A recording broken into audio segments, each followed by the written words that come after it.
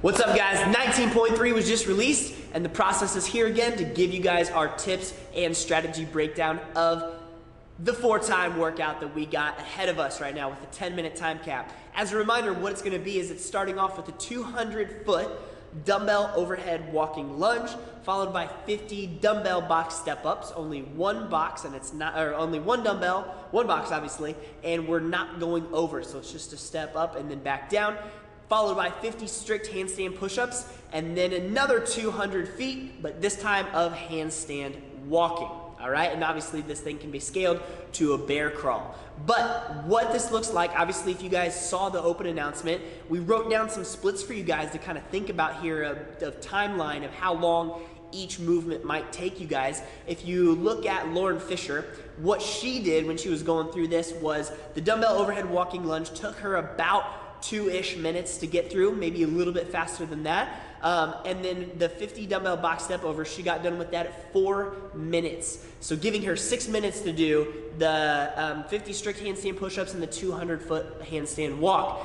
From there, she finished her 50 strict handstand push-ups at 7 minutes, so it took her about 3 minutes to do the 50 strict handstand push-ups, and then she didn't get through her 200-foot handstand walk. I think she made it about 150-ish feet. I think she had one more down and back to go before she completed within the time cap. So, obviously elite athletes are getting capped at this one, so based on that, you can kind of maybe already see where you're gonna be, whether this workout is more of a strength for you or a weakness. So there's originally some things to think about when you're going through this workout. One, can you do strict handstand push-ups? That's gonna be where a lot of people bottleneck, right? What you're gonna see here is that everybody's probably most likely gonna be able to get through the dumbbell overhead walking lunge followed by the dumbbell step up, all right? Whether that takes them 9 minutes or if they can get through it like Lauren Fisher did in 4 minutes, you're gonna see people complete those and then be able to get to the wall and practice that handstand push-up or variation of that based on your age group or scaling. So based on that, your strategy is gonna be how well you are as an athlete at things like strict handstand push-ups and handstand walking under fatigue. This isn't just a normal handstand walk, this is handstand walking under fatigue, and we're gonna talk about why you're really fatigued by that point here in a second. So, what I want you to think about, if you're the type of athlete that, hey, you're gonna do this thing RX, and you've never done a strict handstand push-up before, but you just wanna get there as fast as you can, then you need to be the person that comes out of the gate hot and stays hot for the 200-foot dumbbell overhead walking lunge and the dumbbell box step-ups. So that way when you get to the handstand push-ups, one, you're gonna be tired no matter what, but one, you're gonna have now more time to rest, recover before you get to attempt maybe your first strict handstand push-up ever, all right? Otherwise, you're then gonna have one of the fastest tie break times out there with the same rep number as everybody else who didn't get their one strict handstand push-up, all right? If you're the type of athlete going into this that you know like, hey, I can do a couple strict handstand push-ups, but I know that I can't complete 50, for you, this is going to be slowing it down just a little bit. So you're gonna kind of come out with a little bit more pace on the lunges, on the step-ups, so that way when you get to that strict handstand push-ups, you're not as taxed, one, and then two, you have a little bit more time now to be able to knock out faster sets. So obviously not starting off with like a big set of 10, if that's your upper limit. Maybe it's starting off with like Alessandra Pacelli did, where she jumped out with like 2 or 3 reps at a time. Maybe that's you, okay? Or maybe you do singles, right? Kick up, go down, kick up, and then push off the wall really quick so you're not hanging out in a handstand push-up type position. And hopefully if you bought yourself enough time, you're gonna be able to get through that and be able to try to attempt a handstand walk, unless you might be able to do that but not handstand push-ups, and that's okay. If you know you can get those, make sure you're watching your rest break and you're not giving yourself too much time, so that way you can get through those strict handstand push-ups and get on to at least get as far down in that handstand walk as you can, whether that's 5 feet, 10 feet, that's gonna be a big separator for a lot of people who can't even handstand walk. Now, if you're the type of person that can go through this workout and you're like, hey, 50 strict handstand push-ups, no biggie, whether you go bigger sets, whether you go smaller sets, we'll talk about that in a second. But if you're the type of person that can look at these movements in this workout and go, you know what, I can get through the strict handstand push-ups, and then my workout's gonna be in the handstand walk, or maybe this workout is for time for me, then what you need to do is come out on the dumbbell work a little bit slower, right? So thinking about keeping an even, smooth cadence, not letting your heart rate get too taxed, not letting your grip, your shoulders, your core get too taxed, so that way when you get to the handstand push-ups, you can shine a little bit. And then when you get onto the handstand walk, you can go as far as you can without having to break or come down. All right, so based on where you guys know you're at, we're all still gonna be having to go through these movements, so let's talk about each one specifically. First, the dumbbell overhead walking lunge. Some of the biggest things that we want you to keep in mind while you're doing this is a couple things, starting with how you turn. So obviously, you can go up to 25 feet out and then 25 feet back, and do that for 4 out and backs, essentially. When you're doing this and you get your foot past that last line, don't continue to walk a couple steps. Don't set that dumbbell down. Don't stutter step a couple times. Really work on standing up, turning around, and then taking your next step. The less transition time you have between all of those turns, the better you're gonna be, the faster you're gonna be able to get to that dumbbell box step up, or essentially the more cadence, breathing rhythm, everything you're gonna be able to keep with that, all right? Switching hands. For some people, they have probably one hand that's a little bit more mobile, can come more by their head, can be overhead a little bit longer than another, but we want you guys to switch so you're not really taxing the one that feels good, all right? Because you're gonna have to come back and use that a little bit later for your strict handstand push-ups. So, making sure you're switching hands. So the weight's overhead. What I would say to do, if you want to switch hands, which you probably should, at least every down, every 25 feet you should probably switch, or every down and back you should switch hands. What we would say to do is from here, if you can just transfer that dumbbell over, awesome, you got stability, there you go, take off walking again. Or if you need to take it down to your shoulders, switch it over, then press it up so it's stable, awesome. Do that while you're turning or at that turn, so that way you don't accidentally drop it, get a no rep, or have to take a couple steps back, right? You don't lose, you don't have to get any no reps if you switch and you mess up while you're behind that line, right? But we don't want to mess up within that 25-foot segment. The biggest thing we want to see also is consistency with reps. So as you guys are doing these lunges and you're going from one foot to the next, don't bring your feet up together and pause in the middle to then take another step forward, all right? Think about taking that back leg, swing it all the way through to that next step. So the less pauses you have there, the better, all right? And the more stacked you can get that dumbbell, obviously if you have limited mobility, this movement might be a little hard if you can only get your arm out so far. If you can keep that dumbbell as stacked over your elbow, over your shoulder as possible, over your hip, the better that weight's gonna feel, the easier it's gonna be to hold it right there next to your body. 200 feet might seem like a lot, but it's gonna go by. Just think about being smooth, being consistent, finding the cadence, and not putting that dumbbell down. You're not gonna need to, okay? You just gotta fight that mental urge to. Then, when we transfer onto the dumbbell step up, obviously you saw that you could hold this dumbbell any way you wanted. You could hold it in one hand, you could hold it on your shoulder, you can hold it behind your head, you can hold it front rack, you can hold it wherever, as long as it's touching some part of your body was the standard, all right?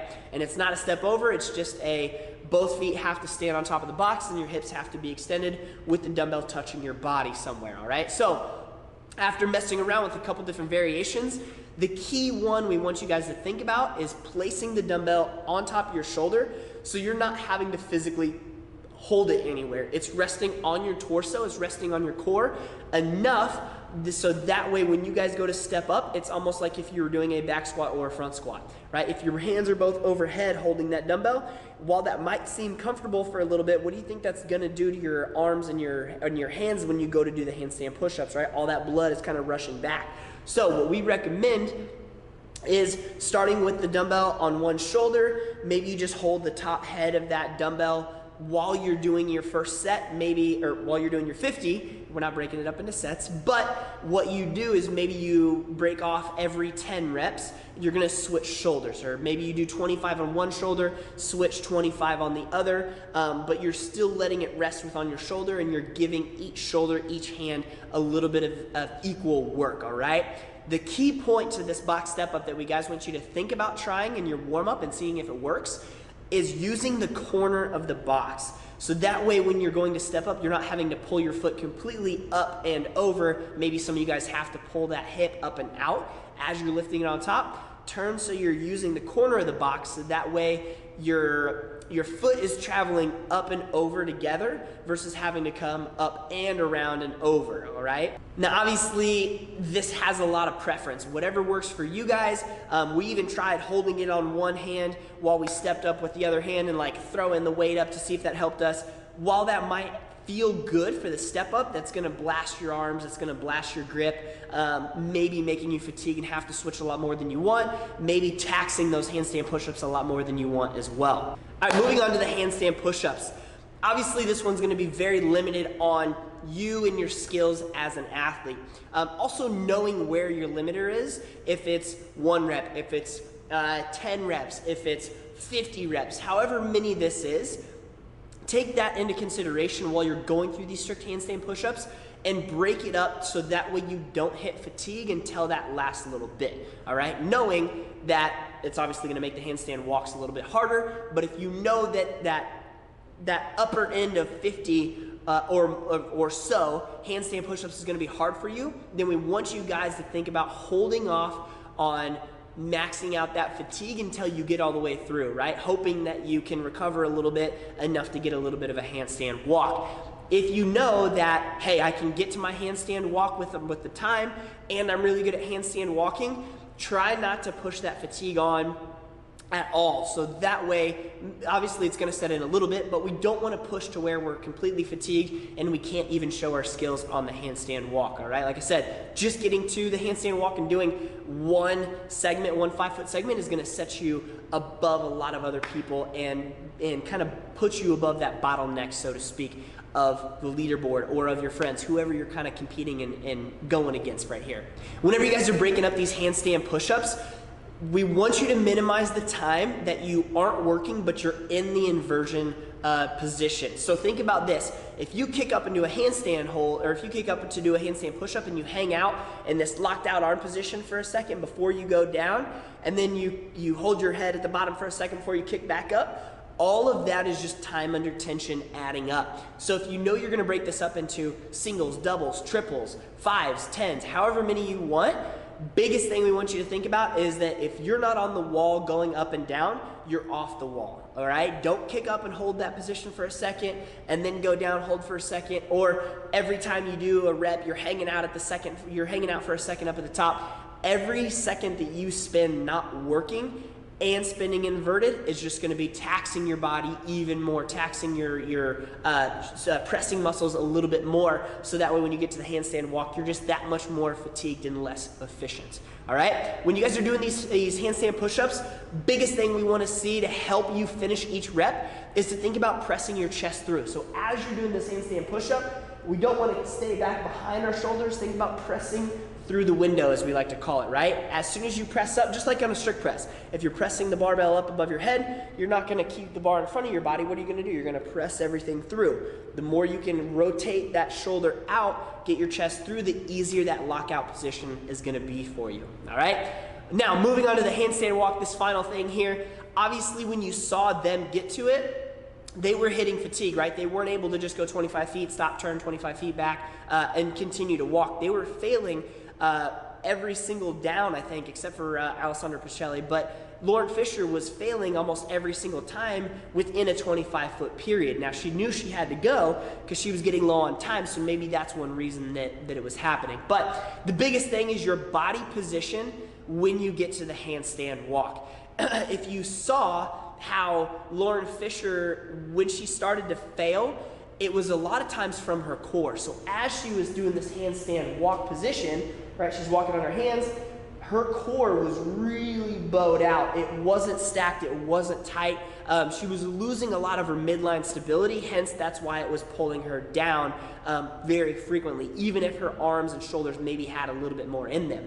Now, the more stacked you can get your arms, your wrists underneath your shoulders, the better obviously that's gonna be for you, right? If you're doing a handstand walking Y out here, a Y shape, that's obviously gonna make it a little bit harder for you, limiting the distance, the time under tension you're gonna be able to take. The more stacked you can get everything, the better you're gonna be, all right? So really thinking about staying stacked, and even if your triceps, your shoulders are blown up by the time you get there, what we want you to think about is just the weight shifting drill. So all you're doing is you're lifting your shoulder, you're moving. You're not necessarily having to pick your arm up, bend it and move it. You're just kind of weight shifting through your shoulders and through your core to help you get just a couple more feet if that's all you really need through this workout.